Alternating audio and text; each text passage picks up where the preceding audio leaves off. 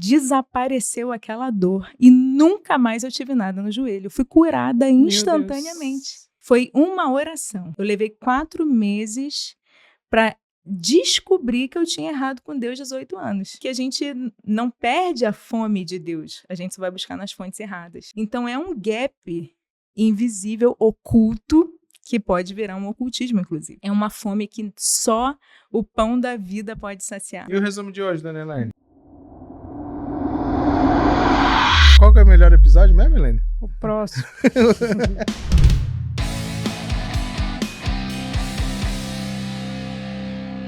Olá, seja bem-vindo ao podcast Eu Sou um Milagre. Meu nome é Emerson Nery. Eu estou ao lado do amor da minha vida. Olá, pessoal, tudo bem? Sejam muito bem-vindos ao nosso canal. Estamos aqui para mais um episódio marcante.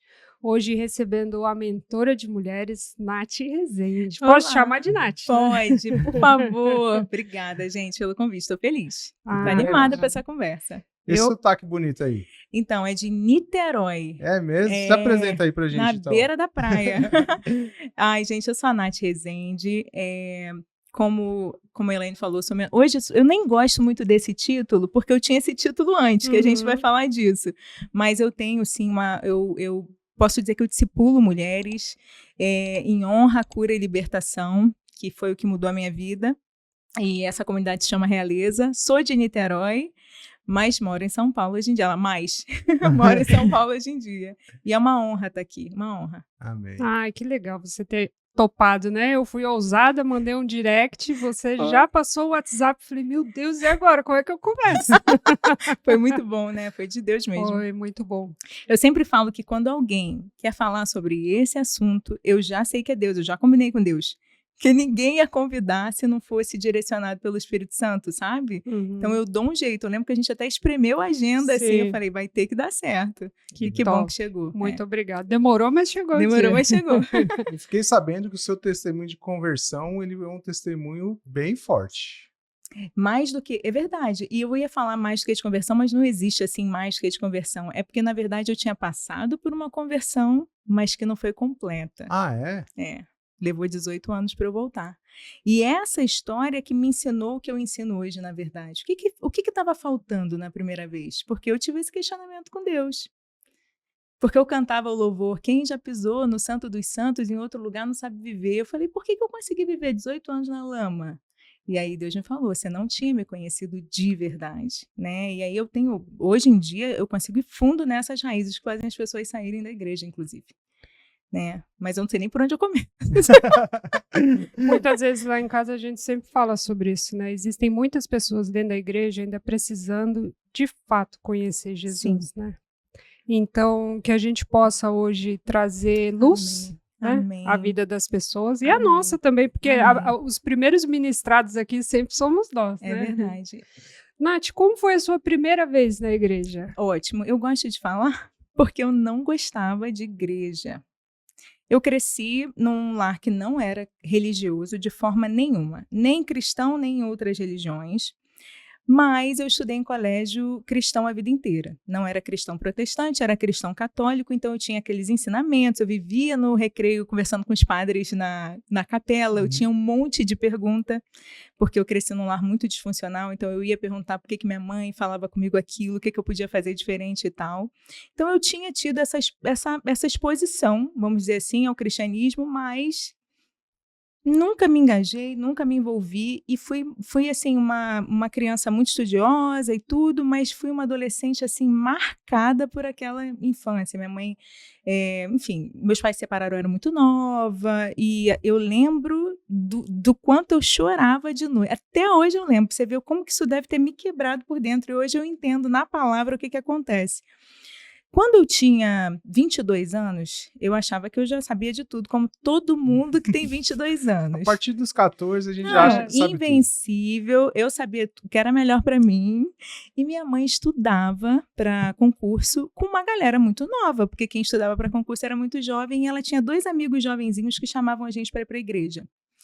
E eu falava, ai, que povo chato, porque o crente é insistente, ô glória, né?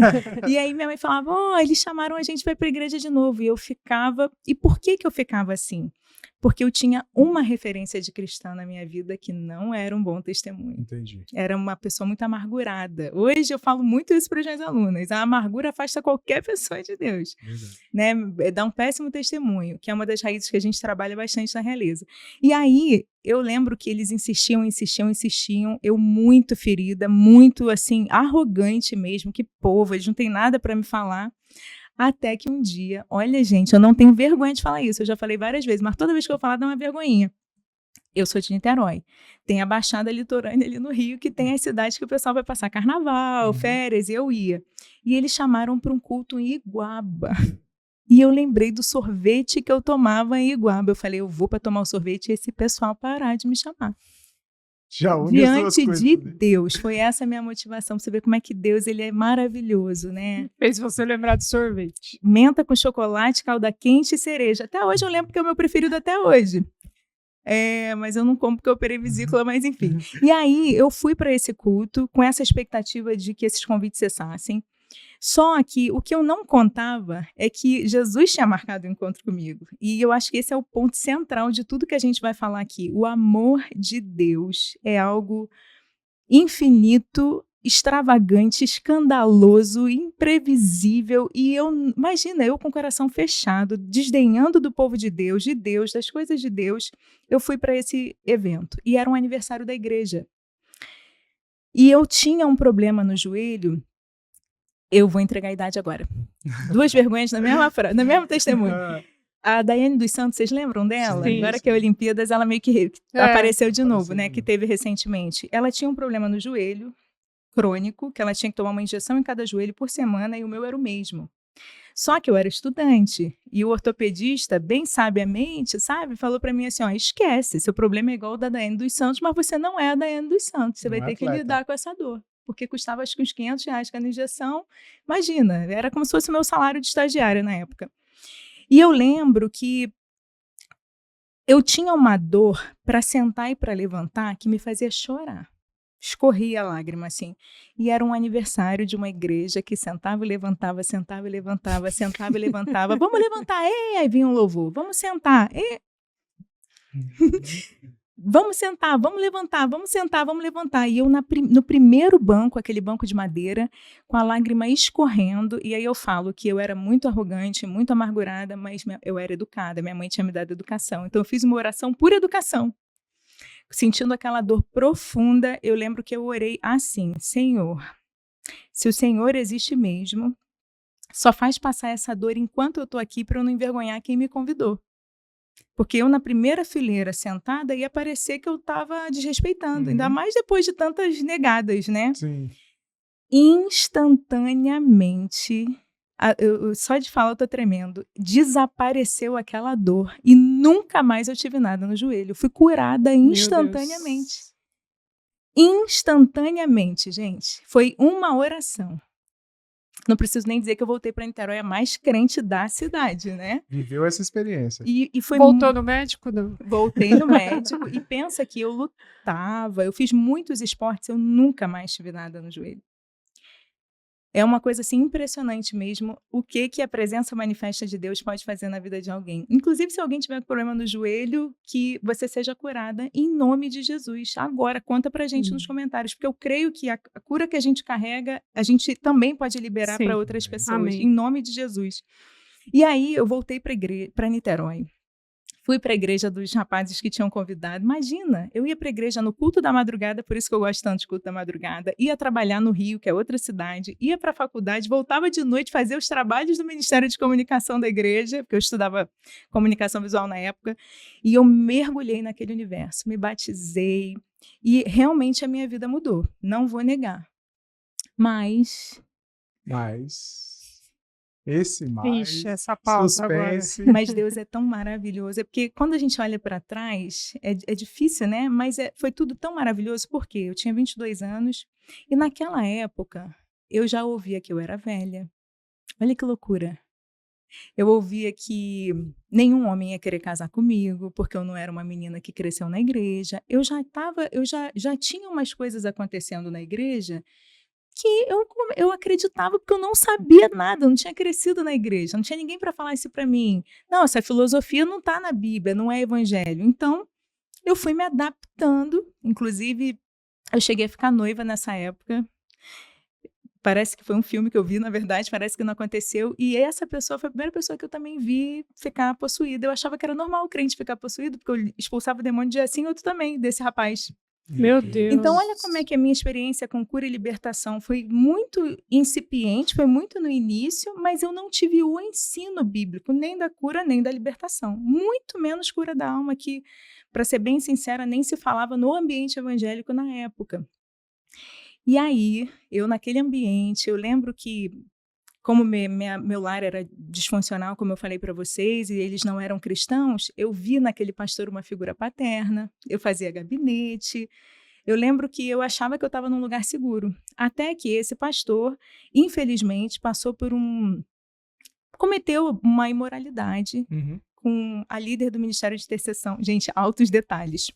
Parece novela da Record, mas é verdade, infelizmente. E aí, ele cometeu essa imoralidade, foi um escândalo na igreja. Pensa, eu nunca tinha visto aquilo nem no mundo. Eu lembro que eu fiquei, o que está acontecendo?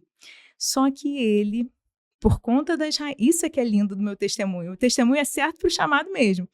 Ele foi para a igreja e começou a expor as histórias de gabinete, eu acho que num ato desesperado de dizer, eu não estou sozinho no erro. Meu Jesus. Deus. Então eu, que era uma menina sozinha, com as raízes que tinha e ninguém sabia, que era eu e Jesus, na verdade, tive uma intimidade exposta no púlpito da igreja, que ainda foi acrescida de informações. Meu Deus. Que meu relacionamento era violento, que era conturbado. Eu lembro que eu nunca me senti tão abandonada na vida, a não ser quando meus pais tinham se separado. E aquela amargura que ninguém nunca tinha me ensinado a tratar foi o que me fez sair da igreja. A raiz de amargura, ela é tão séria. Ela é mais séria do que a de iniquidade. Ela é tão séria que ela faz uma pessoa se desviar mesmo. Se ela não tiver iluminação mesmo de como lidar com isso na palavra. Faz a gente buscar terapias breves, atalhos. Eu lembro que quando eu saí da igreja, vocês lembram que no início eu não queria ver crente, né? Dessa vez eu falava nem pintado de ouro. Eu não queria ser identificada com esse povo. E aí eu passei 18 anos fora. Mas também não é para menos, né? Mas a exposição, né? Mas, gente, foi tão perfeito esse texto. Hoje é fácil falar, né? Porque quando eu saí da igreja, eu caí doente. Fiquei 10 anos com um transtorno incurável, tomando antipsicóticos. Tomei mais de 2 dúzias de antipsicóticos diferentes. Ninguém nunca fez essa associação. Depois que eu voltei para Jesus, que eu entendi a guerra espiritual que eu vivia. Mas eu manifestei essa doença, que levou 10 anos da minha juventude, 20 a 30, Sim. Eu era uma menina. Achava que estava estragada, mas era uma menina. E foi no finalzinho dessa doença que eu meio que comecei a buscar uma cura sobrenatural. E aí começa a minha história de retorno para o Senhor. Anos antes de fato, voltar para a casa do Pai. Porque eu era de uma área, eu trabalhava no governo, com uma área super burocrática, trabalhava com políticas públicas, não tinha nada a ver mais com criatividade, e de repente alguém me apresentou uma ferramenta que poderia me trazer cura para a alma. E me fez um processo com uma série de ferramentas, e eu falei, é isso que eu quero fazer da minha vida, e mergulhei nas formações. Então fiz dezenas de formações, uma atrás da outra, e passei 7 anos ensinando o que hoje eu sei que é ocultismo. 7 anos. Todo tipo de técnica, sempre fui estudiosa, como falei para vocês, então eu ia na Argentina falar com um indiano que era referência da técnica X. Ia na Califórnia porque era um encontro de todas as referências da Europa em tal lugar. Então eu ia atrás da fonte. E aí ensinei, e estava presa nesse engano. Dizia que o Espírito Santo estava comigo. Vocês acreditam nisso? Não me identificava mais como cristã, mas dizia que o Espírito Santo estava comigo. Eu acho que tem um pouco desses sofismas, né? Que uma vez você recebe o Espírito Santo, ele não sai. Sim. Tem um monte de sofisma realmente que a gente precisa estar atenta. E vinha cristã, vinha não cristã, era um vem todo mundo. Era uma espiritualidade aberta, que é a que está em voga aqui no Ocidente. E aí, o que aconteceu foi que chegou a pandemia. Posso continuar contando Claro. como é que eu Pode, Eu tô porque aqui, eu tô eu acho tô que é aqui intrínseco paralisado. do ser humano terceirizar um monte de coisa, Muita né? coisa. E, infelizmente, a gente terceiriza a responsabilidade, da autorresponsabilidade, na verdade, de ter o domínio das nossas emoções a Sim. terceiros. Então é mais fácil ir atrás de ferramentas do que realmente buscar pela transformação da sua mente. A gente externa muito, né? E sem contar que, assim, ó, de verdade, eu acredito mesmo que a renovação da mente, de que Deus propõe para nós, é uma obra do Espírito Santo. Eu creio nisso de verdade. Para mim, assim, ó, é obra do Espírito Santo. Não. E por que eu sei disso? Porque eu não teria como ver o que eu vejo hoje se não fosse algo maior que eu. Porque como que eu ia enxergar se eu estava no meio do ponto cego do engano, entende? Então, eu falo para todo mundo que ter os olhos abertos para o engano é um ato de misericórdia de Deus, é um ato soberano da graça de Deus. A gente precisa clamar por isso. Por isso que se no final desse vídeo você se perceber no engano, ou pior, que é o que dá mais angústia, perceber que seus pastores, seus líderes, seus entes queridos estão no engano, você precisa orar, porque é a ação do Espírito Santo primeiro que vai fazer essa transformação, que é mudar o coração também. E aí o que aconteceu foi que na pandemia eu perdi o meu pai. E foi um baque para mim, assim, foi uma coisa que até hoje é difícil de falar sobre. Tem dia que parece que é mentira, tem dia que parece que eu vou receber um WhatsApp do meu pai e eu vou ouvir a voz dele. E pensa, é aquele pai que eu sempre amei a vida inteira, que quando eu tinha 5 anos se separou da minha mãe, que foi aquela dor, e eu que acompanhei, eu que levei no hospital, foi de repente, abrupto, foi terrível, foi terrível. Só que eu era tão anestesiada pelo engano que eu ensinava, que eu estava dando uma mentoria no dia que o hospital ligou, e a gente sabe o que essa ligação significa na maioria das vezes. Eu, no meio do Zoom, falei, eu recebi a ligação do hospital, depois a gente continua, resolvi tudo do enterro do meu pai, porque eu que estava à frente dessas questões, e parece que eu não estava ali. Passado um tempo, eu comecei a olhar para a minha vida, por isso que eu digo que é uma obra do Espírito Santo, e comecei a ter os olhos abertos, parecia que tinha vendas abrindo. Mas, gente, por que eu estou fazendo? A morte traz isso, né? Um choque de realidade. Isso, uma meditação profunda a respeito da vida. E eu comecei a ver, eu sirvo todo mundo, mas eu não construí nada. Mas eu tô vendo esse monte de cura, porque eu via gente engravidar, levantar da cama entrevada. Eu lidava com sinais e maravilhas. O inferno faz sinais e maravilhas. E eu ficava, mas a minha vida foi um choque de realidade. E um dia, num auge de desespero, parece que aquele luto de fato me alcançou e eu chorei muito a perda do meu pai, aquele choro amargurado mesmo da dor. Eu lembro que eu ajoelhei no meu apartamento, eu morava lá em Niterói, fiquei isolada sozinha. Pensa que loucura, eu passei a pandemia sozinha. Eu ia nos meus familiares enquanto a gente ainda podia ir. E aí eu chorei, ajoelhei, a pandemia já estava melhorando, já tinha voltado o culto nas igrejas, e eu tive assim uma das orações mais sinceras, parecida com aquela, mas dessa vez era de quebrantamento, né? Porque dessa vez eu tinha joelho para ajoelhar, né? Eu estava de joelho no chão porque eu tinha sido curada, né? Então foi aquele choque do que eu fiz com Deus, o que eu virei as costas para Deus e comecei a orar, Senhor, eu não sei o que fazer, me ajuda, aquela oração de socorro. E eu escutei a voz de Deus no meu coração, não foi audível dessa vez, apesar de ter ouvido outras 2 vezes a voz audível de Deus, não tem problema de falar nisso, porque a gente precisa buscar relacionamento íntimo com Deus, é importante você entender que Deus fala de muitas formas, mas sempre sem contrariar a palavra dele. E aí eu lembro que naquela oração de choro eu escutei, vai para a garagem, liga o carro, assim, vira à direita, vira à esquerda, foi um GPS, gente, e eu cheguei numa igreja que estava fazendo aniversário de novo pela segunda vez e que eu nunca tinha ido na minha vida.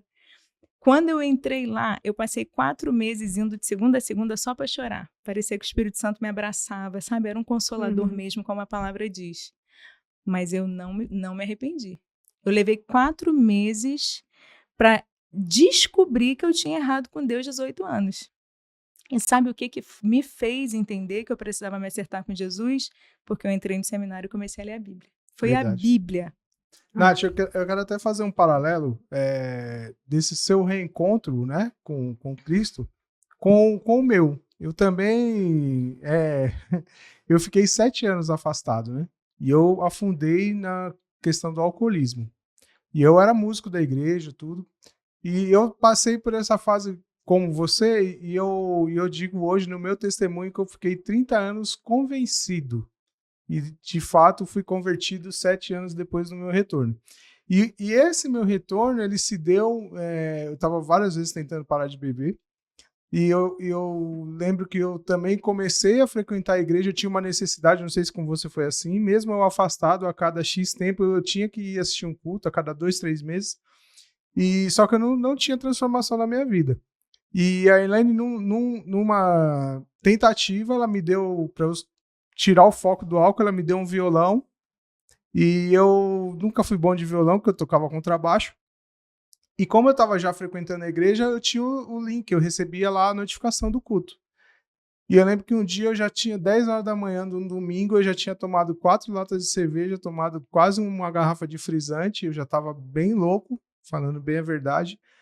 E quando eu liguei o culto na TV, o pessoal do louvor começou a tocar hino da época que eu tocava. E a Elaine não estava em casa, eu estava sozinho. E eu peguei o violão, mas eu já estava chapado. E eu peguei o violão e eu comecei a tocar. E eu não sei se pelo meu estado alterado ou se realmente era o que estava acontecendo, as notas começaram a bater. E foi como se o Espírito Santo colocasse um espelho na minha frente e falasse assim, ó, esse é o Emerson. Ai, que lindo. Com o violão na mão, né? Não essa pessoa que você está sendo. Glória a Deus. Então, acho que quando você contou a tua experiência do seu retorno, me veio a memória, assim, de como foi o meu, e é muito... É impactante, a gente não tem mais dúvida, né? Não tem, porque você vê que o Senhor foi te buscar. Dessa vez não foi uma pessoa que insistiu, não foi um sorvete que me fez. Ali foi o socorro bem presente, até quando a gente não sabe que precisa. E assim, você fala de alcoolismo, até me toca, porque o alcoolismo foi o que destruiu a minha infância. Eu não mencionei, falei só lá disfuncional, mas eu sei bem como é conviver com isso. Inclusive, eu bebi muito já na vida. Então, hoje, quando eu não bebo, também tenho muita firmeza do meu posicionamento do porquê. Fora que trabalhando com libertação, eu brinco que nem combina. Exatamente. Né? Não combina, melhor não mexer com essas coisas, mas é muito lindo ouvir, né? Eu fico feliz também que você compartilhou. E o que eu digo para todo mundo é que eu precisei perder meu pai para descobrir que eu tinha um pai. Porque naquela primeira oração, eu falei, para não envergonhar os seus filhos, eu não me via, e a verdade é que eu não me via até então. A verdade é que a amargura, que é a raiz que eu falei, que é o maior ponto cego da igreja hoje, a definição é um coração afastado de Deus. Eu posso estar na igreja com um coração afastado de Deus, não me sentindo amada por Ele, não sendo verdade aquilo que é pregado para mim na minha vida. Então é um gap invisível, oculto, que pode virar um ocultismo, inclusive, que é o ponto. Entende? E sem contar que a gente não perde a fome de Deus, a gente só vai buscar nas fontes erradas, né? Você vê, tem o vício, uma série de compulsões que eu vivi, uma série de compulsões. Eu tive compulsão de tudo que vocês podem imaginar. É um vazio na alma, né? É uma fome que só o pão da vida pode saciar, verdade. De verdade, né? E a sede também, uma sede de viver, uma sede que você acaba tomando decisões impetuosas, perigosas, insensatas, porque você também tem uma sede que só a água da vida pode matar, né? E é uma linha tênue, né? Então, assim, não é que a gente está falando aqui para ninguém procurar um psicólogo, procurar um terapeuta, mas saber qual que é, né, a forma, a técnica, a linha que essa pessoa trabalha, né? Porque a gente precisa trabalhar essas raízes de rejeição, de amargura, a gente precisa. Só que, voltando ao ponto, as pessoas sempre terceirizam, né? E você sempre fala que nem tudo que funciona vem de Deus, mas o que vem de Deus funciona. E eu achei aqui em Colossenses 2:8, fala assim: tenham cuidado para que ninguém os escravize a filosofias vãs e enganosas, que se fundamentam nas tradições humanas e nos princípios elementares deste mundo, e não em Cristo. Você sabe que eu tive uma experiência com Deus lendo essa passagem, fazendo a unha no salão? Eu fiquei 10 anos sem comer carne. Falei que eu era presa em muitas ideologias. Eu lendo esse versículo, porque eu não queria ir para o salão sem fone de ouvido, porque eu não gostava da conversa. E eu lembro que Deus falou, lê a Bíblia. Foi logo no início que eu voltei. Aí eu fiquei lendo a Bíblia no aplicativo enquanto fazia a mão. Na hora Deus falou comigo, esse esse vegetarianismo seu é isso aí. E eu voltei a... Olha que loucura, gente. Então, assim, isso é uma ideologia. Essa não é misturada com o evangelho. Mas a gente encontra muitas ideologias diluídas no evangelho. Por exemplo, você mencionou a terapia. A raiz de amargura de que a Bíblia trata, ela é uma raiz espiritual. Está no coração do homem, mas ela é fruto da queda.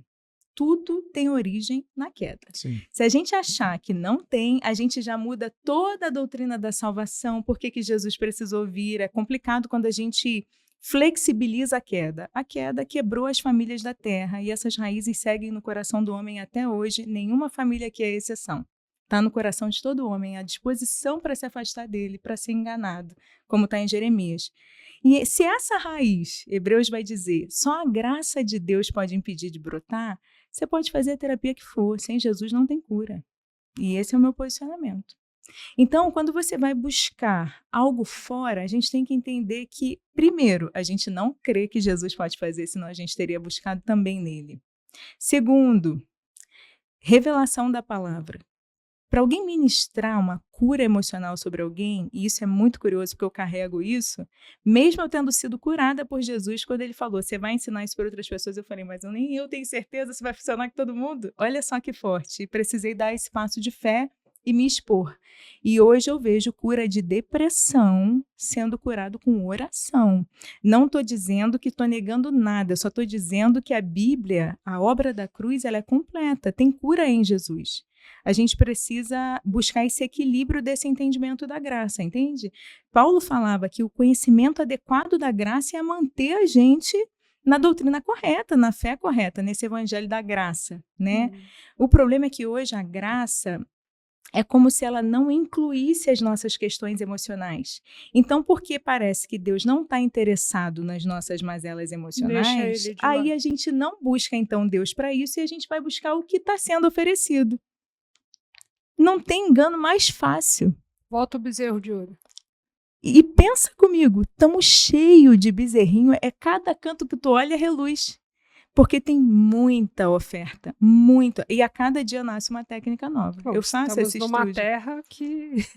A nossa terra é maravilhosa, eu falo que é meu campo missionário.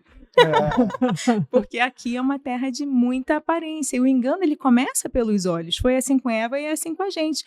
Olha, terapia breve é o que eu quero.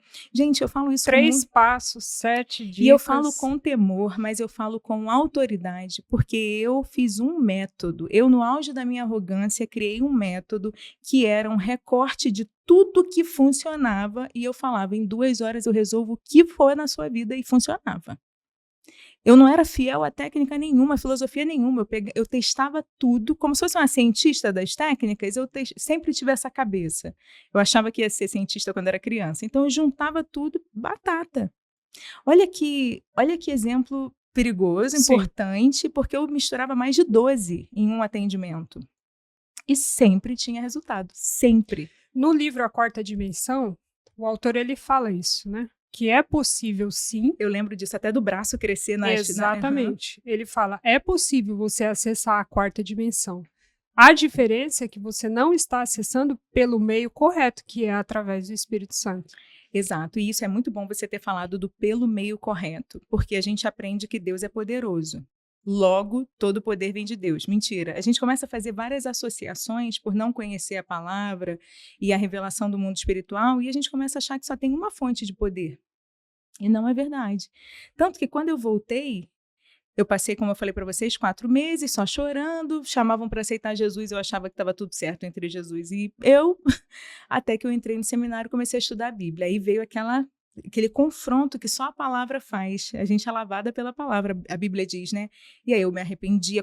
Foi aí que eu comecei a me arrepender, só depois que eu conheci o Ministério de Libertação. Só que o que me confrontou de cara era o que eu fazia. Porque uma pessoa me perguntou, olha, eu sou cristã, quero fazer sua mentoria e quero que você me diga na palavra onde está a técnica tal. Se a gente quiser entrar nisso, a gente até entra, mas era uma técnica que eu usava muito, porque dava resultado 100% das vezes. Pode falar. Chama EFT, Emotional Freedom Technique. É uma técnica que mistura psicologia com os meridianos da medicina oriental antiga, medicina chinesa e medicina hinduísta. Então, é a acupuntura com os dedos que eles falam. Então, você dá batidinhas em pontos específicos do corpo, falando coisas e você libera aquela trava. 100% das vezes funcionava. E aí, essa mulher me ligou dos Estados Unidos, ela era pastora, e ela me falou assim, se você disser onde está EFT na Bíblia, eu faço tua mentoria. E eu lembro, gente, eu falo isso, eu já falei outras vezes, que eu pensei, era só o que me faltava tudo ter que estar na Bíblia. Assim. Mas para ela, por educação, porque minha mãe era muito dura, me educou, eu falei, tá bom, eu te dou um retorno. Peguei minha Bíblia, recém-comprada, porque eu não tinha uma Bíblia, sentei e falei, só levanto daqui quando o Senhor falar comigo. E comecei de Gênesis 1. Porque eu tinha temor do Senhor. É isso que a gente tem que entender. O temor do Senhor saiu da igreja. O temor eu tinha. Eu era irreverente, arrogante, amargurada, mas eu tinha temor. Eu sabia que Deus tinha que... O temor você escolhe, né? Exato. Diferente é um do posicionamento, medo. exato. Então eu comecei a ler de Gênesis 1, quando chegou em Êxodo 7. Fui lendo. Só levanto daqui quando o Senhor falar comigo. Foi a minha oração. Até hoje eu falo isso para as pessoas. Está na dúvida? Faz isso com Deus, faz prova de Deus. É verdade. Quando chegou em Êxodo 7, é aquela passagem em que Moisés e Arão estão diante de Faraó e os magos de Faraó, e tem aquela história do bordão virar serpente. E o dos magos vira também.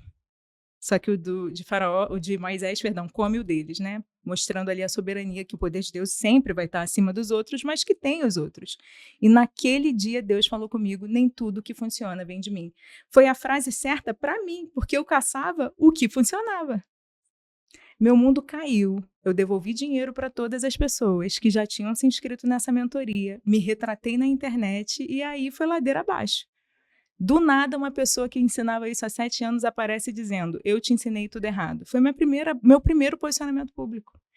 Não tinha mais renda, não tinha mais cliente, os crentes não confiavam em mim, porque eu tinha acabado de falar isso. Os que não eram crentes achavam que eu estava doida. Mas foi uma das melhores épocas da minha vida, porque eu literalmente só tinha a Bíblia na minha frente, eu não tinha mais nada me distraindo, entendeu? Então, tudo que hoje eu carrego não foi uma pessoa que me falou.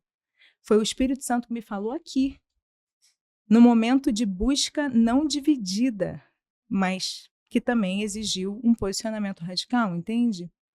Então, eu não imaginava que eu ia ensinar sobre isso. Eu queria uma resposta para a minha vida.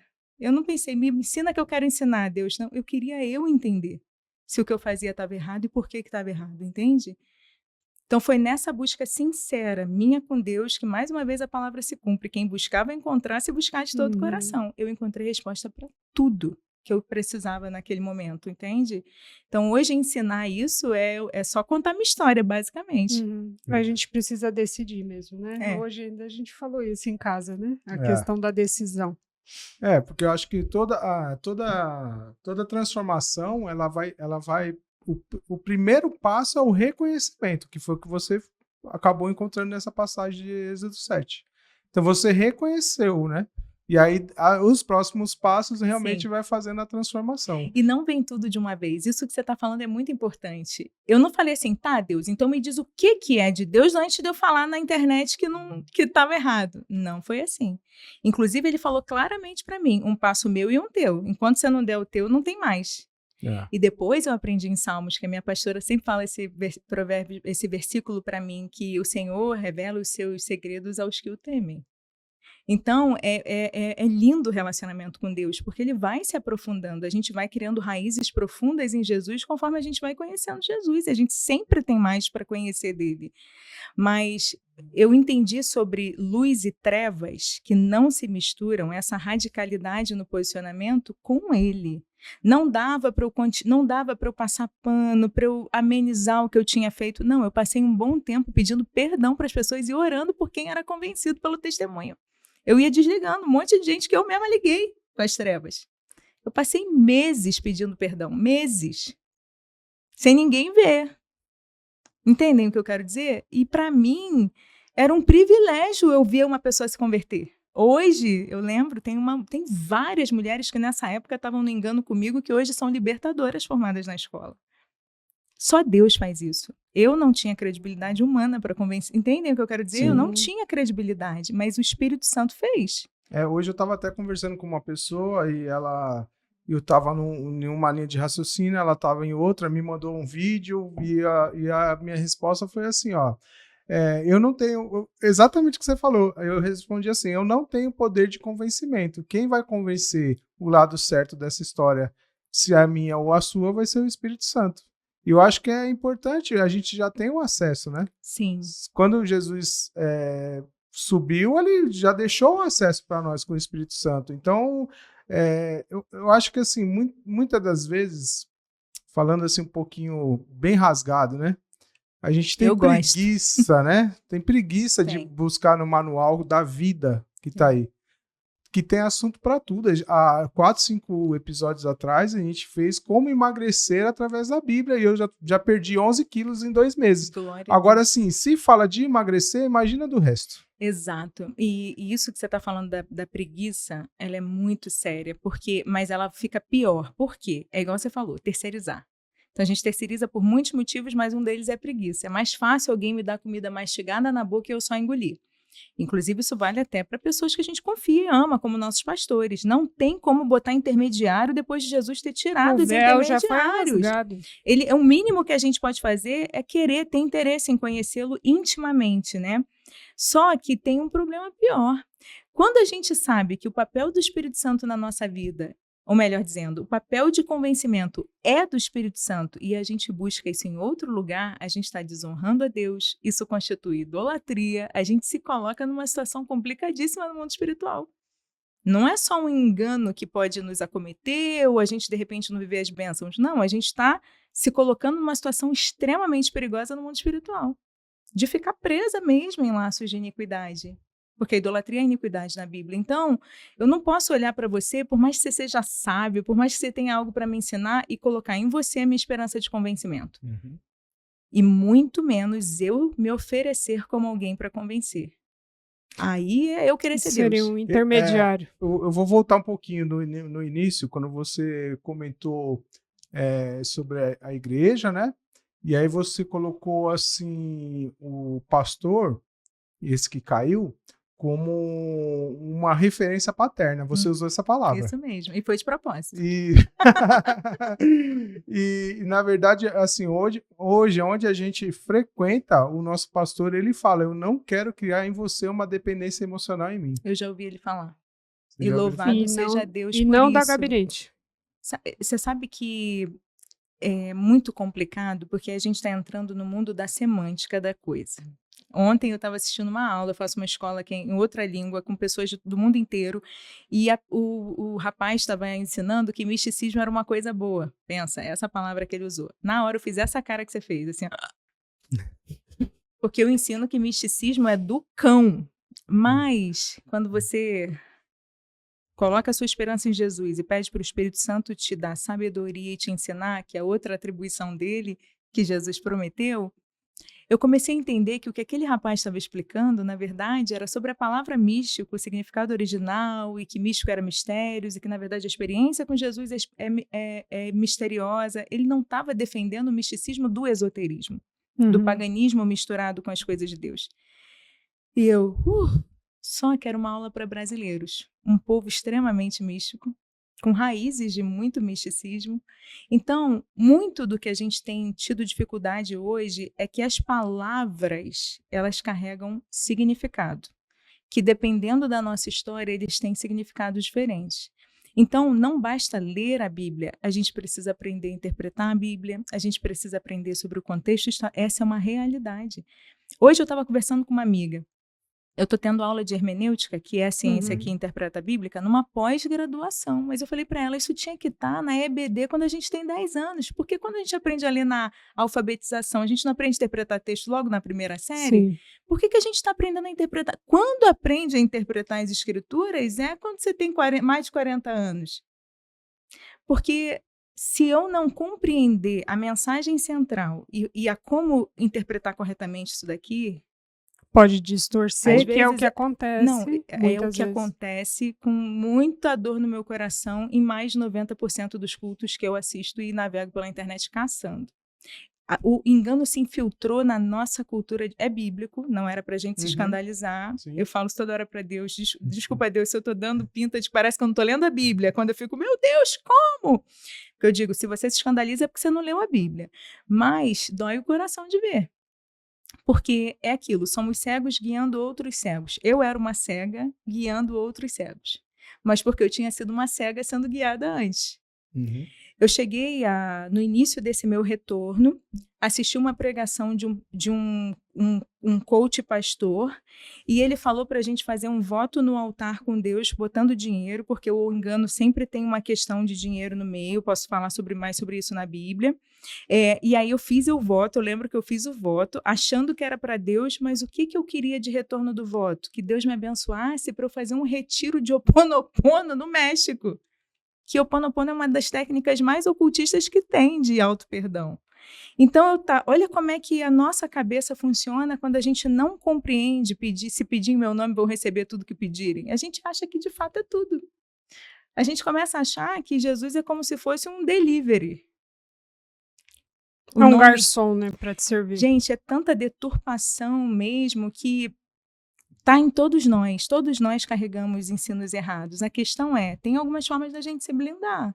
A gente precisa buscar estar de olhos bem abertos. A palavra que o Senhor tem me falado recorrentemente nas últimas semanas, porque eu estou escrevendo sobre isso, é ingenuidade. Tem uma cultura de ingenuidade permitindo que pessoas sejam enganadas com muita facilidade, sabe? Essa ingenuidade vem, sim, de falta de tempo com Deus, mas ingenuidade fala de gente crua, né, inexperiente, de uma imaturidade. Então, assim, a gente que não está crescendo na fé. Às vezes tem 30 anos na fé, mas não amadureceu, não passou por uma adolescência, não rompeu. Está ali ainda esperando que alguém entre nesse lugar de pai. Por isso que eu falei dessa história de pai. Porque a paternidade, a revelação da paternidade de Deus é um passo necessário para a cura da alma. Porque em João 15, Jesus falou, eu sou a videira verdadeira e meu pai é o agricultor. Aquele que está em mim der fruto, meu pai limpa ou poda para que dê mais fruto ainda. Então, quando a gente fala de raízes, a gente está falando que quem tem poder e quem tem conhecimento, um exímio conhecimento de mexer em raízes é o agricultor. Então, passa pelo reconhecimento de Deus Pai. E quantos cristãos que vocês conhecem não têm essa relação de pai com Deus, né? A gente mesmo vai tendo essa revelação aos poucos. Eu falo até que essa é uma oração de todo dia. Eu ensino para as meninas, para as mulheres da realeza. Senhor, revela teu amor de pai mais um pouquinho hoje, porque eu preciso dele para saber quem eu sou na vida. Porque senão você cria um relacionamento distante, né? E se é distante, qual é o nome disso na Bíblia? Amargura. Satanás só usa quem tem amargura. Deus usa quem ele quer. Satanás usa quem ele pode. Amargura é onde ele entra. A gente fez também um episódio há um tempo atrás com o David, né, Helene? Sim. E fala justamente sobre a questão da paternidade de Deus, né? E um dia perguntaram para ele, que foi onde que ele teve um entendimento, né? O que é Deus para você? Deus é o Todo-Poderoso, é o Pai de todas as coisas, é o Criador do mundo, tal, e de fato é.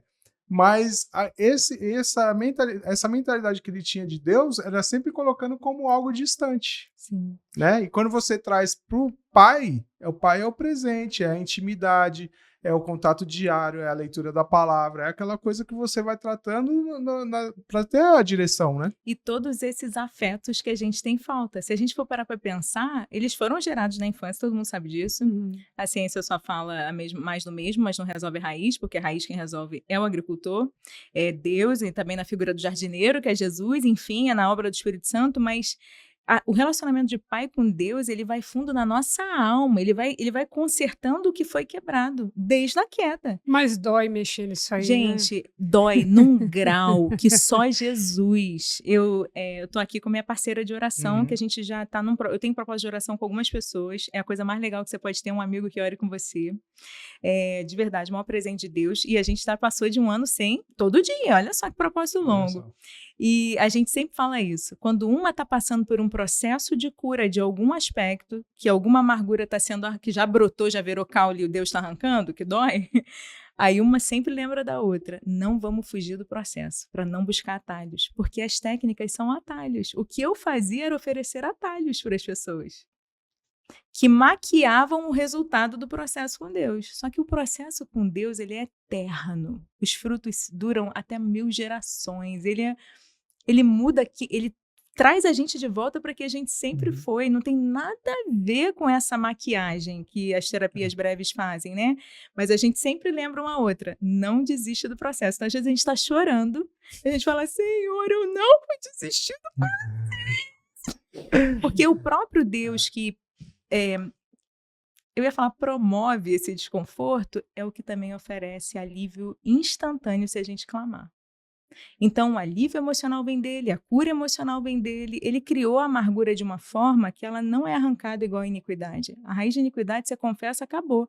Mas a de amargura, ele colocou a gente dependente da presença dele para a gente não se afastar. Então, é só nele mesmo. Deixa eu fazer uma perguntinha para ela, porque assim, você falou algumas vezes sobre ocultismo e eu acredito que deve ter níveis de ocultismo. E a gente abriu uma caixinha de perguntas há 2 semanas atrás, porque a gente já estava, né, agendado de fazer esse podcast hoje. E eu falei assim, mande suas dúvidas sobre o ocultismo. E uma das pessoas, eu não vou identificar, ela me mandou e ela colocou assim, que ela estava participando de uma... Eu vou falar o nome. Ela estava participando... Não do cara, né? Mas da técnica. Ele estava participando de uma constelação. E nessa constelação, ele sentiu que ele perdeu o domínio do corpo. E aí eu peguei e respondi para ele, né? Falei assim, a Bíblia fala que o espírito é sujeito ao profeta. Então, qualquer coisa que te tire você da sua consciência, para mim, não é algo que provém de Deus.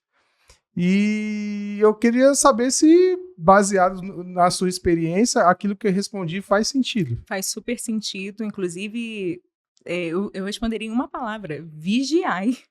Se você está dormindo, você não está vigiando. Se você está fora do corpo, você não está vigiando. Se você está hipnotizado, você não está vigiando. Enfim, então faz todo sentido. Mas o problema é anterior. Porque ele só teve a queixa, olha que interessante, ele teve a queixa depois de passar pela experiência. Tem muitas experiências de pessoas que perguntam assim, me chamaram e eu nem fui porque eu senti um incômodo. Vocês já ouviram algumas pessoas falarem isso? Eu nunca tinha ouvido falar, mas parece que não estava certo aquilo. A gente falou do temor do Senhor. E a verdade é que esse incômodo já é o Espírito Santo sinalizando para aquela pessoa, mas a gente... como é que eu vou dizer? A gente meio que está desdenhando o incômodo. Parece que a gente quer que Deus apareça, apresente todos os argumentos. A gente não está mais dando valor a essa presença suave do Espírito Santo falando, não estou te dando paz, não é por aqui. O árbitro do coração, né? Então a gente está querendo o mesmo nível de argumento e agressividade que esses apelos sedutores chegam para nós de Deus. E não é assim que ele faz. Às vezes ele bota um incômodo. Às vezes ele só te acorda de noite. Às vezes ele só fura o pneu do teu carro para tu não ir se você já marcou a constelação. E a gente precisa aprender a honrar o Espírito Santo nesse sentido. Mas voltando para o ocultismo. Eu fui consteladora, também posso falar sobre a constelação. Inclusive, todo o meu posicionamento começou da constelação. Por quê? Porque a constelação foi a técnica que eu mais me apaixonei quando eu estava no ocultismo.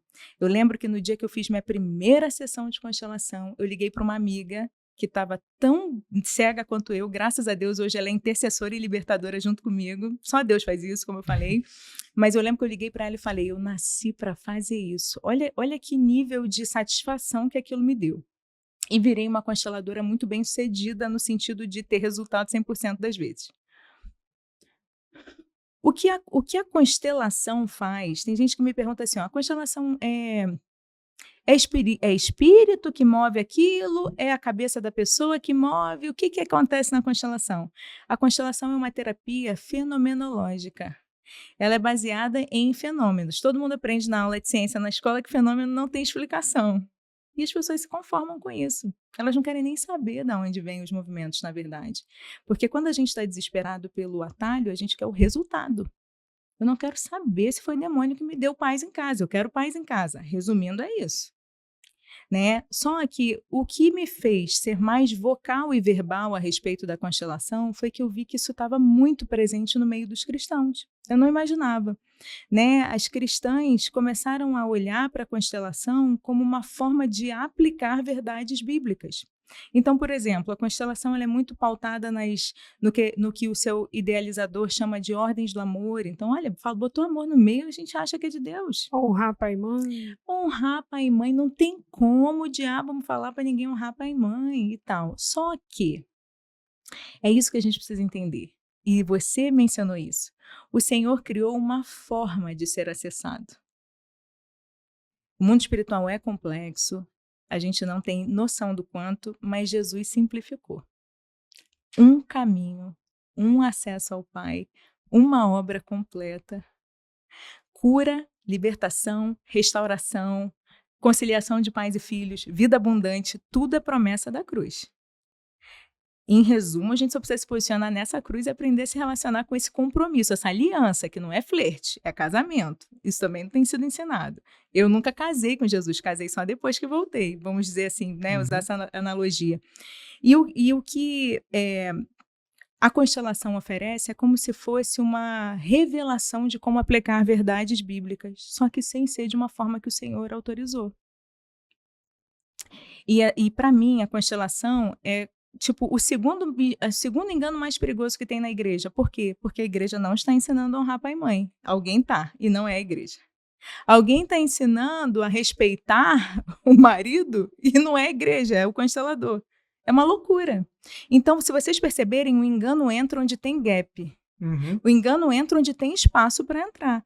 E entrou de uma forma que... Porque o resultado é rápido. E porque nós temos o misticismo nas nossas raízes, inclusive em muitas igrejas. Existem ministérios de libertação que são mais místicos. As pessoas começaram a pensar, deve ser coisa de Deus também, coisa espiritual, os anjos agindo, alguma coisa assim. E eu não quero pensar mais nisso. É a história da preguiça. Então, deve ser, minha pastora me levou, todo mundo da igreja faz, deve ser de Deus. Deu resultado? Deu resultado. Não tem como ter poder se não for de Deus. É um misto de sofismas que viram uma grande mentira e muito perigosa. Porque tem ação demoníaca? Sim, tem, pode ter. Mas não deveria ser a nossa preocupação inicial, porque a gente pode se associar a demônios idolatrando um casamento, uma maternidade. A gente se associa a demônios através da idolatria. Não precisa chegar numa constelação familiar para se associar a demônios. Só que pensa que você vai numa constelação enganado ou enganada. E as pessoas nunca param. A gente sempre quer levar o que fez bem pra gente para outras pessoas. Então, quando chega a gente até mim se arrependendo pela constelação, a maior dor é que ela levou marido, filho, sogra, sogro, mãe, pai, a célula, vizinhos, enteados e os concunhados. A pessoa paga para todo mundo ir nessas coisas. Porque a gente de verdade acredita que está ajudando. Então, pensa, você ainda financiou para que outra pessoa se envolvesse. É muito sério isso. Agora, o ocultismo, como que a gente entenderia, então? O ocultismo é qualquer tentativa, para tentar definir bem, de uma forma bem simples, qualquer tentativa de manipular o mundo espiritual ou chegar no poder, no amor de Deus, nas bênçãos de Deus, buscando um atalho. Manipulando de uma forma que Deus não disse, pelo contrário, ele até condena, mas digamos que eu não saiba, porque eu não li a Bíblia. Mas é um caminho por fora, é um caminho curto, é um caminho que não passa pela mensagem da cruz, que é arrependimento e confissão. É um caminho que me dá é um atalho mesmo, a palavra é essa. Isso é bem a cara do brasileiro, porque o brasileiro adora ter vantagem em tudo, né? Então, às vezes, você falou da questão da ingenuidade. Eu acho que vai um pouquinho mais além. Algumas pessoas, sim, vão pela ingenuidade porque viram resultado na vida de outras pessoas. Mas algumas estão sempre querendo tirar vantagem. É o cara que paga na fila do SUS para ter a cirurgia mais rápido. É a pessoa que cai em golpe porque, não, ali tá vendendo mais barato, quando vai ver o produto nunca chega. Verdade. Então a pessoa sempre tá querendo obter alguma vantagem, burlando alguma coisa. Você diria que isso pode ser uma ganância do coração? Sim. Então, isso é idolatria. A palavra de Deus diz que ganância é idolatria. Então, olha como é que a idolatria, desculpa insistir nisso, porque eu quero muito que as pessoas saiam daqui convictas de que a idolatria é o nosso verdadeiro problema, que a gente precisa combater dentro das igrejas. A idolatria tem muitas faces. A idolatria, que a Bíblia fala que é a ganância, faz a gente ter ganas de coisas que, na verdade, a gente já tem em Jesus. Mas a gente não vive aquela experiência. Ou porque ninguém está ensinando, ou porque a gente, enfim, tem as nossas próprias raízes. Não tem paciência de esperar o processo. E tem até uma ideia errada de que, de repente, Deus não é só um delivery, mas também é um gênio da lâmpada, que aparece, se repete 3 vezes, ele tem que fazer, não entende de como Deus é mesmo, que ele age em processo, que ele age em aliança, que ele age em construção, ele não age na paixão de um flerte, ele age como um casamento, né? Então, você vê que tem vários níveis de revelação. O primeiro é de que a gente é filho de Deus, que era o que a gente estava falando. Mas mais para frente a gente tem que entender que a gente é noiva. Então, a gente vai crescendo no entendimento de que tipo de aliança inquebrável a gente tem com Deus e que qualquer coisa fora disso, o nome pesado que Deus dá para a idolatria é prostituição. Então, a palavra real de Deus seria que a gente se prostitui com esses atalhos. Meu Deus. É seríssimo. E teve já gente que, quando eu usei essa palavra para ensinar idolatria, falou que eu estava desrespeitando a Bíblia. Eu falei, vai ler a Bíblia, porque ele fala coisa muito pior em Ezequiel. Muito pior. Tem alguns termos também que eu ouço que me deixa, assim, um pouco... No começo, eu tenho que te confessar, né? No começo parecia que era algo legal, algo comum, algo que realmente fazia parte... Mas depois eu comecei a pensar, eu falei, meu Deus, o que isso quer dizer, né? Por exemplo, fulano destravou, instalou um drive, pegou a chave. E aí eu fui analisando, sabe, eu tenho, né, volto a dizer, isso em certo momento me chamou a atenção. Sim. Mas depois eu fui vendo algumas coisas que, não sei, me incomoda. É muito legal você falar isso, porque eu estava revendo a primeira aula do curso que eu fiz, porque eu não achei que eu ia ensinar mais nada, né? Depois que eu passei por aquela sabatina, vamos dizer assim, né? De ter que pedir perdão para um monte de gente. Mas Deus me pediu, me disse o nome, me disse tudo. O que eu tinha que ensinar? Tudo. É outro testemunho. E nas primeiras aulas eu falava de chave. Eu assisti esses dias recentemente. Por quê? Porque o meu linguajar ainda era...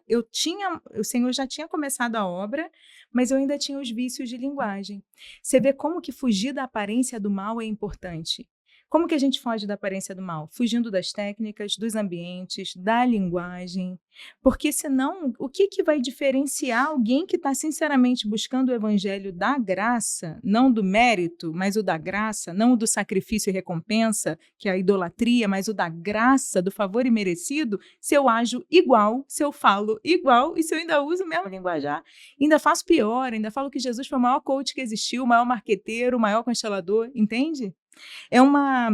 As pessoas não têm mesmo noção. Quem fala isso, na maioria das vezes, não tem noção, porque eu também não tinha.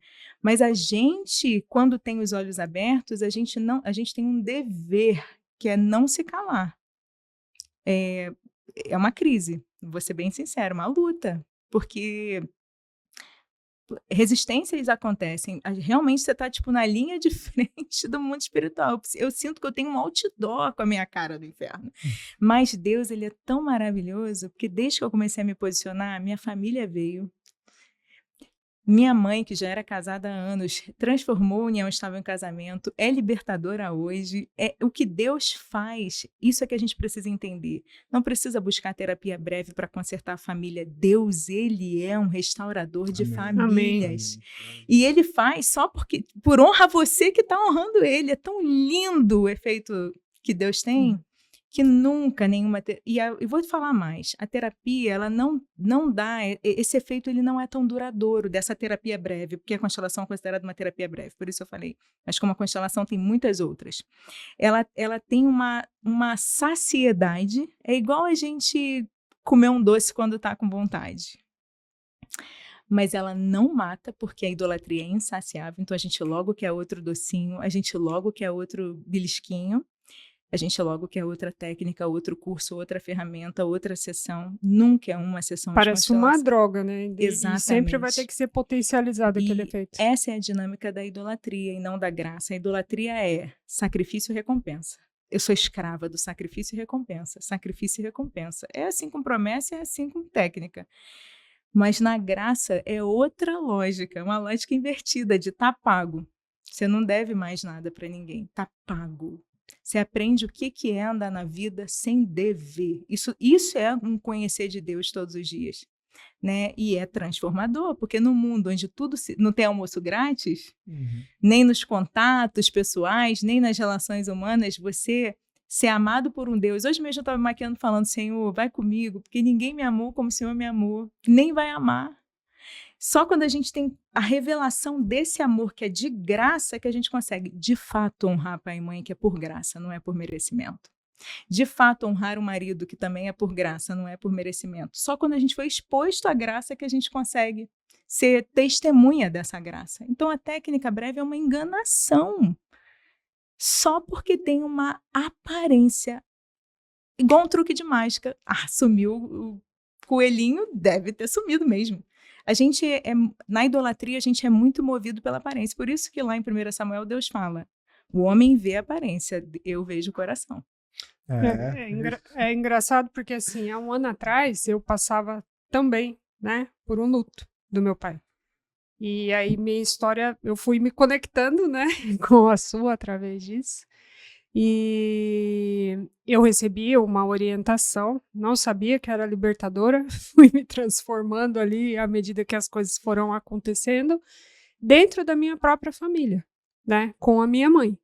Então, meu pai estava doente e eu já tinha atingido há 5 anos acamado e eu já tinha consciência, né, da questão, assim, eu conversava com o Emerson e falei assim, nossa, mas na família do meu pai, ninguém chega aos 70 anos. Isso parece uma coisa demoníaca. Eu ia tendo esses insights e não entendia o porquê, né? E a minha mãe caiu doente. Ela não tomava banho, ela não comia, ela não dormia, ela andava de um lado para o outro, assim, completamente fora de si, com muito medo de tudo. E eu fui entender o que acontecia. Conversando com a minha líder, né, da intercessão da minha igreja. Ela é psicóloga.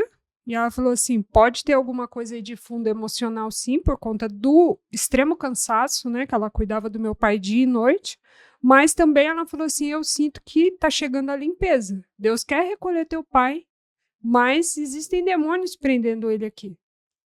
E para encurtar a história, né, numa quinta-feira, a gente foi lá na casa dela, oramos, ungimos, e enquanto o Emerson ungia o quintal, ela nem tinha visto ele, nem sabia que ele estava lá. Ela dentro de casa, eu tentando trocar ela, e ela falava, unção aqui não. Então foi assim, eu fui aprendendo na prática como, né, uma vida de santidade, uma vida de consagração, uma vida jejuada, uma vida de oração. E até que terminou todo esse processo, meu pai faleceu, uma semana depois que a gente fez essa oração. E ela, desculpa, eu tenho que acrescentar algo que ela falava assim, eles estão indo embora. O que vocês estão fazendo? Olha a bagunça que vocês estão fazendo, eles estão indo embora. E ela olhava assim, olha só, eles estão indo embora. E ela não, né? Eu sei que a luta não é contra a carne. E tentava de todas as formas me atingir. Por que você está fazendo isso? Não faz assim, não faz assim. E o Emerson falava, foco. E eu já sabia que eu não podia ceder àquela chantagem emocional. E o mês passado ela falou assim, ai, por que eu demorei tanto para aceitar Jesus? Esse Jesus é tão lindo, hoje eu vivo em paz. Glória a Deus. Então, assim, no meio de toda essa dor, né, do luto, eu ainda tive essa consciência e comentei na época até com os meus irmãos. A gente precisa quebrar isso nessa geração. Sim. Esse né? assunto é importante. Essa coisa de doença, parece não, é uma maldição hereditária, né? diabetes. Estou falando aqui a linguagem, né, que todo mundo conhece. Perna amputada, cegueira. Eu falo, não é normal isso. Então, eu falei, se tiver que ter uma decisão, que seja por mim, tá quebrado em nome de Jesus. Só que existe, para toda escolha existe uma consequência. Então, assim, não dá para ter uma vida desregrada, bebendo o que quer, comendo o que quer, dormindo, não dormindo, e tudo existe uma consequência. E na época que aí eu entendi esse chamado e esse ministério, né, sobre libertação, essa voz audível, pela primeira vez eu ouvi, trate a causa, não os sintomas. Só que isso demanda tempo. Então, a gente precisa, né, ter esse posicionamento, porque cuidar de pessoas demanda tempo. Sim. Eu amei que você tocou nesse assunto, porque, na verdade, por que a constelação foi tão fascinante para mim? Porque ela prometia ir na causa das mazelas familiares. Então, é como se, na verdade, ali eu já tinha me conectado com o meu chamado de alguma forma, porque ali eu entendi que o problema estava na família. Pensa, depois de rodar o mundo inteiro, dezenas de técnicas, o problema está na família. E é verdade. Não é que está na família, está na raiz familiar, desde a queda, né? Então, eu ouvia isso na constelação. A linguagem da constelação é muito parecida com a da Bíblia, então fala de vínculos familiares, por exemplo, lealdades familiares. Gente, é muita mimetização da Bíblia. Satanás, ele é um disfarçante, ele é um mestre do disfarce. E a constelação é muito bem disfarçada nesse sentido. Agora, tem gente que tem uma resistência.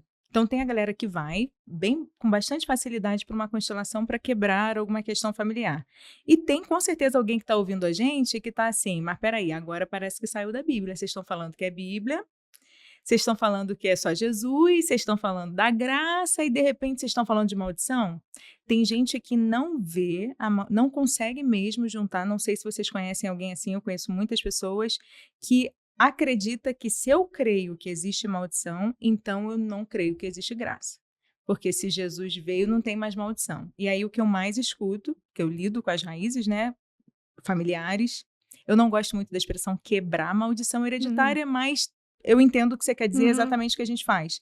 Mas eu gosto de falar, tratar as raízes. Por quê? É bíblico. Está em Êxodo, está em Deuteronômio, Jesus também fala em Mateus a respeito dos filhos, acrescentando as medidas dos pais, fazendo as mesmas coisas que os pais. Fala sobre visitação da iniquidade até terceira ou quarta geração. São palavras de Deus. Então, a maldição é uma ordem de Deus. O avô é alcoólatra, o pai é alcoólatra, o filho e por também mais que a gente queira negar, é só olhar para as famílias. Só olhar para as famílias. As famílias, elas são uma evidência da palavra de Deus manifesta. Agora, a gente não podia orar quebrando ou renunciando isso se não fosse Jesus. Então, a graça é tão grande que ela inclui a questão familiar. E é como Paulo fala, a lei nos traz para a graça, na verdade. Não é um papo legalista dizer que tem lei. A graça é tão grande que é capaz de alguém que tem a revelação dessa palavra, que escuta e fala, meu Deus, a minha família carrega morte às gerações, doenças incuráveis às gerações, abortos às gerações, seja lá, cegueira, divórcio, deficiência física, doenças de cabeça, minha família, eu gabaritei todas. Por isso que eu vim parar nisso. Então, eu só não tinha uma raiz e depois fui descobrir que tinha sim, na sutileza tinha. Então, eu trago para a cruz. E aí eu honro a Deus dizendo, eu entendi o que a tua palavra diz, o Senhor é fiel, então o Senhor está cumprindo o que falou que faria, mas o Senhor também proveu Jesus para mudar a história da minha família. Então, ok, que 4 gerações foram assim, mas agora eu vi e 1000 não serão. Porque ele é muito mais gracioso do que justo nesse sentido, né? Então, sim, é muito importante a gente olhar para as questões familiares. O termo bíblico para maldição hereditária é raiz de iniquidade. E a raiz de iniquidade, ela é arrancada no momento que tem arrependimento e confissão. Essa é a promessa de Deus. Quando a gente fala arrancar uma raiz, gente, não sei se alguém mexe com planta, mas é arrancar, não brota mais. A não ser que eu tenha amargura para voltar para aquela idolatria e abrir as portas novamente. Por isso a gente tira a raiz e planta em outro lugar. Você precisa na verdade, a ilustração que eu penso é tipo tratar aquele buraco. Entende? Aquele buraco que ficou, alguém vai querer semear alguma coisa ali. É igual a parábola do semeador. Ou vai ser uma verdade bíblica que vai me enraizar em Jesus, ou vai ser um engano que vai me afastar do coração de Deus e vai me levar para a idolatria de novo por outra porta? Porque a idolatria, a iniquidade é só idolatria, mas a idolatria na forma de roubo, ganho ilícito, morte, derramamento de sangue inocente, feitiçaria. A idolatria, ela tem caras, ela tem manifestações, mas a Bíblia é clara. O problema que afasta a pessoa de Deus é a infidelidade, é a imoralidade, é a promiscuidade, é a idolatria. Então, olha como é que simplifica para a nossa cabeça a gente se questionar assim, ó, todo mundo que está assistindo pode pensar assim, Senhor, fazer essa oração sincera com Deus, tem alguma adoração dividida no meu coração? Porque se tem, é isso que está me deixando o alvo fácil. Começa no meu coração. Não importa quem está me seduzindo para me levar para lugar nenhum. Se meu coração tem um culto constante, não dividido, ao Senhor do meu coração, que é Jesus, fica mais difícil de me enganarem. Entenderam? Sim. Sim. Porque o Espírito Santo está sempre sendo invocado a presença dele, e a presença do Espírito da verdade vai me manter de olhos abertos para a verdade. Então, a adoração é um tema central do ocultismo e do engano, porque o ocultismo é sempre uma adoração também. Mesmo que a gente ache que não importa. As coisas não são o que a gente acha, são o que Deus diz na palavra. É trazer humanismo no lugar de Deus, é isso? Trazer o humanismo. Ó, o que é o humanismo, né? Na verdade, o humanismo, ele é considerado até um vilão. Vou fazer aqui uma defesa do humanismo. Ninguém vai nem entender, mas vocês vão entender. Eu fiz uma viagem ano passado que eu fui para...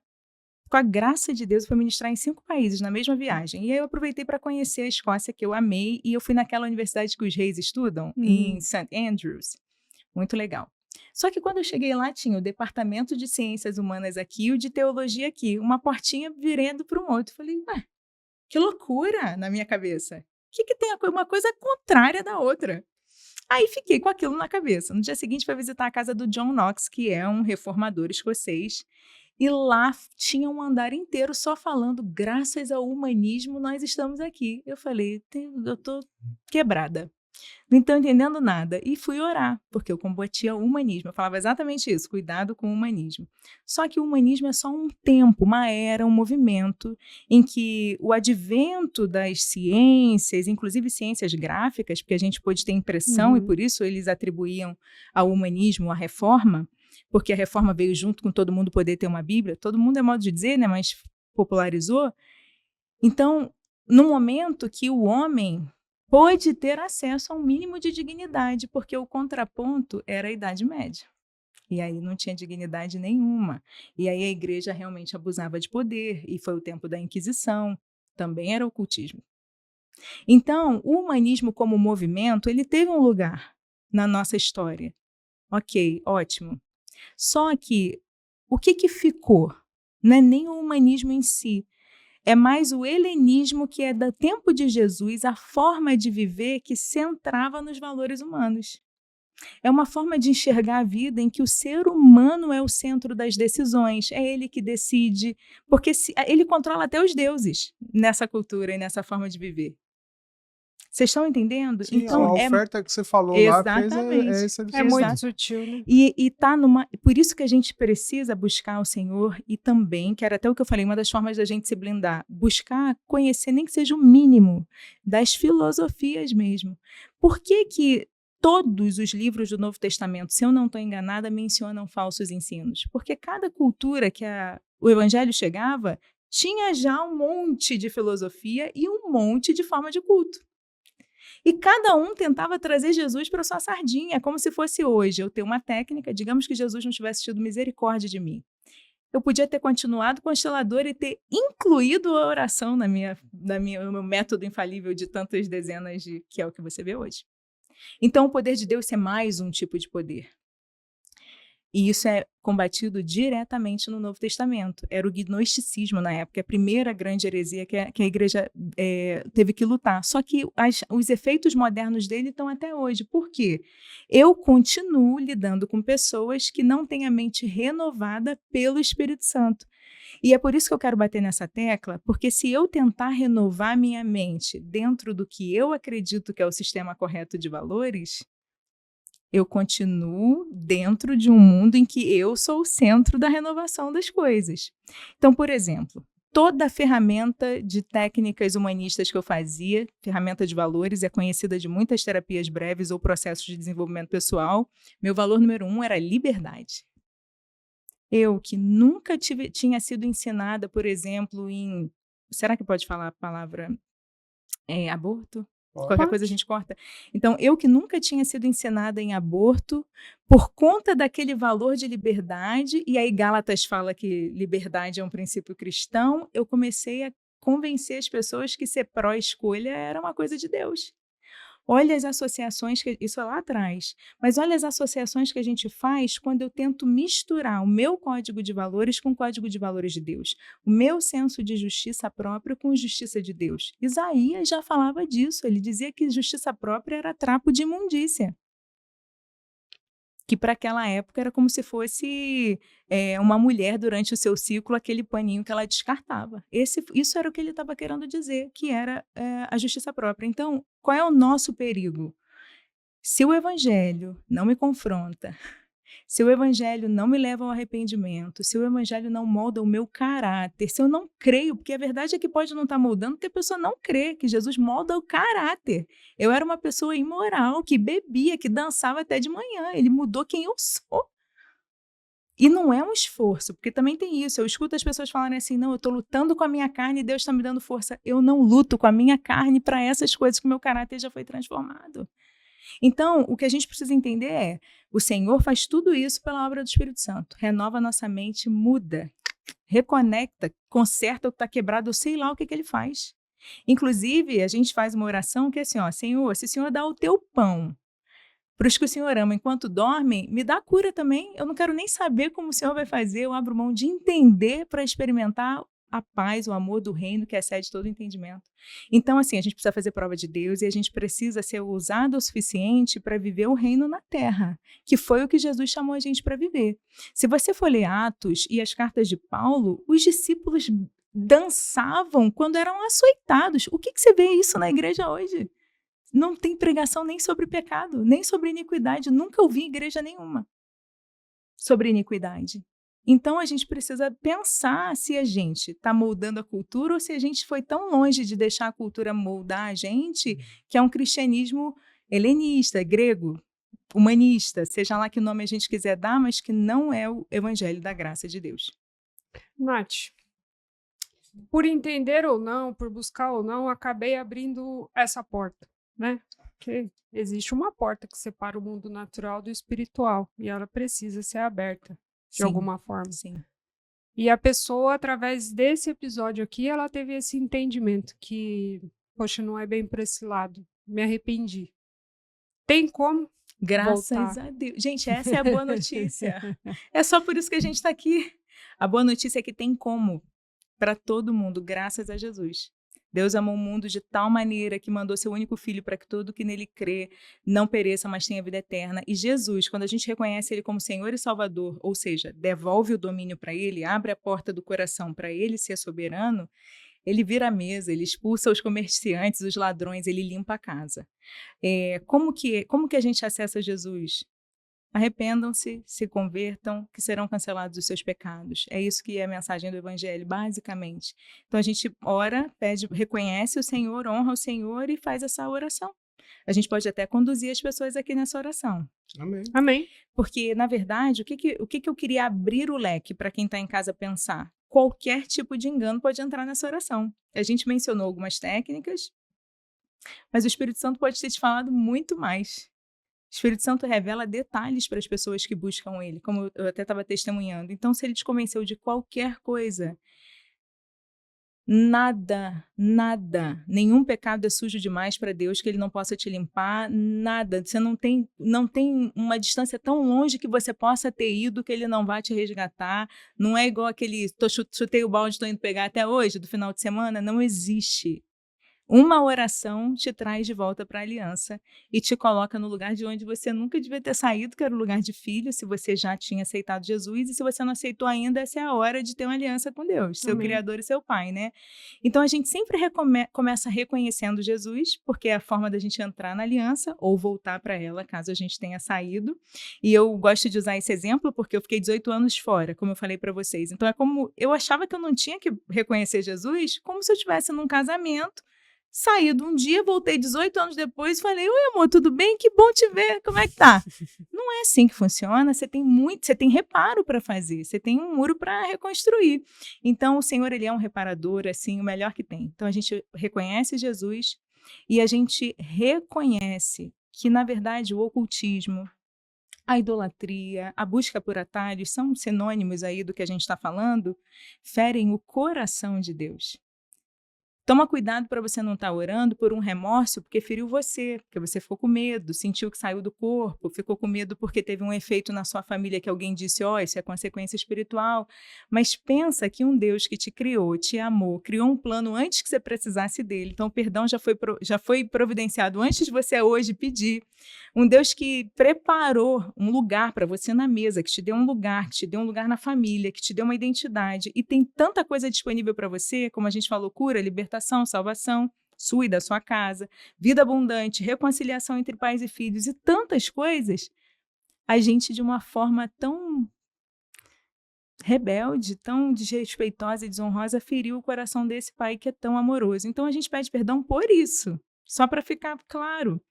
E outra coisa também que Satanás tenta impedir que as pessoas façam essa oração até o final. Então, já estou avisando que ele foi desmascarado já antes de você ser enganado por ele. Ele tenta te dizer que você não merece o perdão que você vai pedir agora. Porque você buscou por dinheiro, por ganância, você buscou talvez sabendo, ele vai ficar falando na sua cabeça. Você sabia que isso não era de Deus, você sempre soube. Ela falou do incômodo, você sentiu o incômodo e ignorou. O perdão, ele não tem nada a ver com você fazer por merecer. Ele é um ato, a maior expressão da graça de Deus. Então a gente vai orar e vai receber o perdão como se fosse um presente valiosíssimo que a gente não vai deixar para trás só porque a gente acha que não merece. Porque o perdão do Senhor é que fecha a porta que foi aberta, limpa a casa com a sujeira que entrou com a porta que foi aberta. O perdão do Senhor é a coisa mais importante dessa oração. Você precisa receber. Não tem que pedir só não, você tem que receber. Porque tem uma mentira rolando, inclusive no meio das terapias, de auto-perdão. Auto-perdão não existe. Auto-perdão é justiça própria. Eu achar que eu sou digna do perdão. Ele já decidiu que mesmo eu não sendo digna, ele iria me perdoar. Se eu genuinamente me arrependesse. Então, é aquele momento de acessar o que você não merece, essa oração, né? Então, é bom ficar claro os princípios, para ninguém fazer a oração enganado. E a gente pode orar então, pode ser? Vamos. Então, ó, eu vou fazer uma oração primeiro para cobrir vocês, pedindo para o Senhor, agradecendo ao Senhor por esse episódio, por você ter ouvido até o final, porque é a mão dele também. E vou pedir para o Senhor a escutar a nossa oração e depois eu vou pedir para você repetir comigo. Eu vou te guiar na oração. Você só repete se você acredita mesmo, porque o mundo espiritual é movido com crer no coração e falar com a boca. Então, não adianta eu só repetir se eu não acreditei. É melhor pedir por convencimento primeiro. E eu vou, inclusive, pedir por convencimento nessa oração inicial, para quem ainda não foi convencido. E aí, no final, eu concordo com você. Então, Pai, muito obrigada, Senhor, por esse episódio, pela oportunidade de falarmos do teu amor e por cada pessoa que está ouvindo e que está crendo. Obrigada pela tua obra, Espírito Santo, na vida dessas pessoas. E para quem ainda não foi convencido, Senhor, só o Senhor pode fazer isso, por isso eu peço, eu intercedo por cada uma delas. Convença do pecado, da justiça e do juízo, mas principalmente do seu amor incondicional, abundante, escandaloso, infinito, infalível por essa pessoa, Pai. Em nome de Jesus. E eu repreendo toda a tentativa das trevas de impedir que essa pessoa faça oração até o final, em nome de Jesus. Todo plano para frustrar o que o Senhor tem para te entregar tem impedido de acontecer, em nome de Jesus. E agora vamos orar juntos. Eu vou te guiar e você ora comigo, tá bom?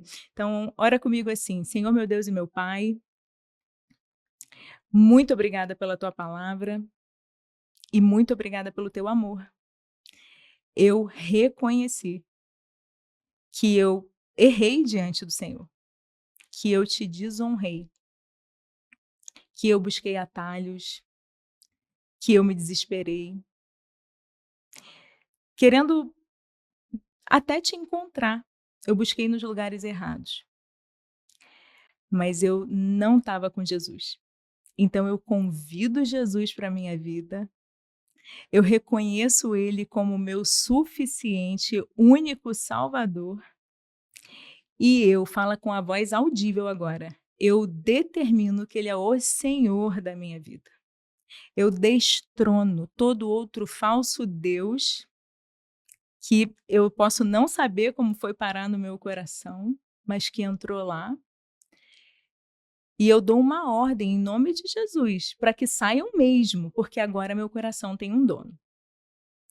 Fala, Pai, eu me arrependo.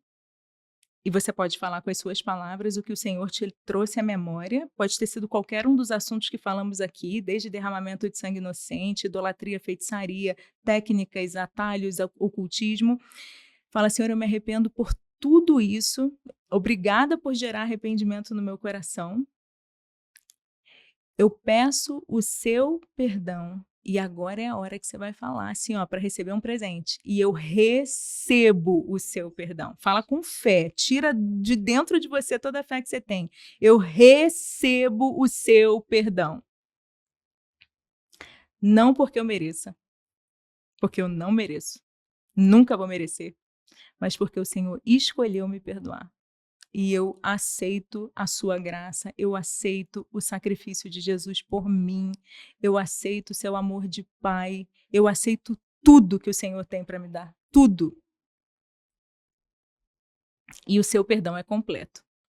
O seu perdão me cura, me liberta, limpa o meu coração, restaura a minha casa, e eu te peço todas essas coisas. E porque ele me limpou, eu tenho autoridade de Cristo para expulsar os demônios que tinham alianças com a minha vida. Não importa se fui eu que abri as portas ou os meus antepassados. Eu dou uma ordem agora no mundo espiritual. Fala com os olhos abertos. Eu dou uma ordem no mundo espiritual, para você ficar bem atento aqui. Todo espírito imundo que entrou pelas portas que abri, saiam agora da minha vida, da minha casa, da minha descendência, do meu casamento, dos meus negócios, da minha mente, em nome de Jesus. E a ordem é agora. E não voltem mais na autoridade do nome de Jesus. Eles precisam sair. E aí você fala, Pai, eu te peço graça, eu dependo do Senhor para não abrir essas portas novamente. Me ensina o que eu ainda não sei. Eu não quero ser convencido por mais ninguém, mas pelo teu Espírito Santo. Não me deixa ser enganado de novo. Ou enganar outros, se você se viu nesse lugar. Em nome de Jesus, amém! E eu vou concordar, Pai, eu concordo em nome de Jesus. Ligo todas essas orações na terra, peço para que o Senhor ligue no céu e desligo todo vínculo com as trevas que existia sim, mas não existe mais. E religo a vida dos teus filhos no reino da luz, em nome de Jesus. Amém! Eita, dona Tão Elaine. poderoso. E o resumo de hoje, dona Elaine? Fica até quente. Olha, esquentou aqui, Esquentou, né, menina, apesar é a do melhor ar-condicionado. O resumo de hoje é que Jesus é a vida, né? É a verdade e a vida. Amém. Então não adianta a gente querer buscar em outra fonte, pois Deus já mandou o seu filho para nós, né? A gente fica tentando buscar água em outros lugares Sim. e não tem Posso outra a não ser Jesus. concluir com o versículo? Claro. Paulo falou, primeira carta aos Coríntios, se eu não me engano, é capítulo 6, que a sabedoria humana esvazia a obra da cruz. Você me fez lembrar disso. A obra da cruz é completa. Amém. Completa. Ela tem tudo que você precisa. Você só precisa ir lá. Mas tem tudo que você precisa, que nós precisamos, graças a Deus. Amém. Como é que as pessoas fazem para te encontrar, Nath? Olha, eu tô no Instagram, no @nath.rezende, nath.rezende com Z. E eu lembrei também dos propósitos de oração que tem no Spotify. É maravilhoso. É muito legal, porque você pode começar com um propósito de 5 dias, de 8 dias, depois ir para o de 15 dias. E são propósitos sempre pautados na graça, combatendo os falsos ensinos, né? Através do ensino da honra bíblica, que não é a da constelação, a cura bíblica e a libertação bíblica. Então, assim, é meio que uma limpeza completa. Amém. Então, tá no Spotify como posicionamento infalível. Sim, Isso aí. e eu te achei através de um evento que você vai fazer em dezembro na Adealpa, né? Deus, gente, olha, porque agora eu fiquei até quente de novo. No dia 7 de dezembro, eu tô muito animada, porque é a mão de Deus mesmo. É a mão de Deus em tudo, né, gente? Sim. Se for começar a contar, a gente só vai falar de mão de Deus. 7 de dezembro, a gente vai ter o primeiro evento presencial da Realeza, que é o nome dessa comunidade de mulheres de honra.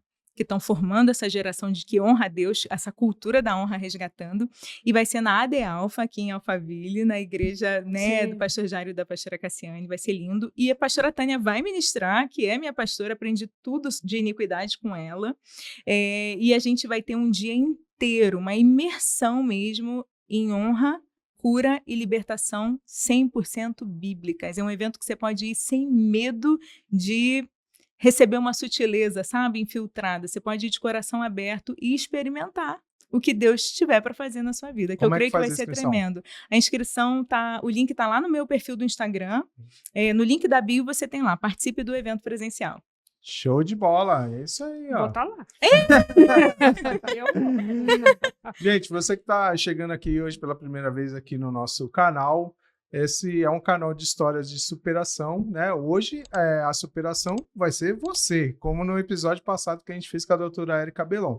E tem vários tipos de testemunhos aqui de libertação de drogas, de pessoas que já moraram na Cracolândia, de pessoas que tiveram cura de câncer de pâncreas, que ninguém é curado, é só Deus que explica isso. Então, explore aqui os nossos conteúdos, vai lá embaixo, lá tem umas playlists ali, você escolhe.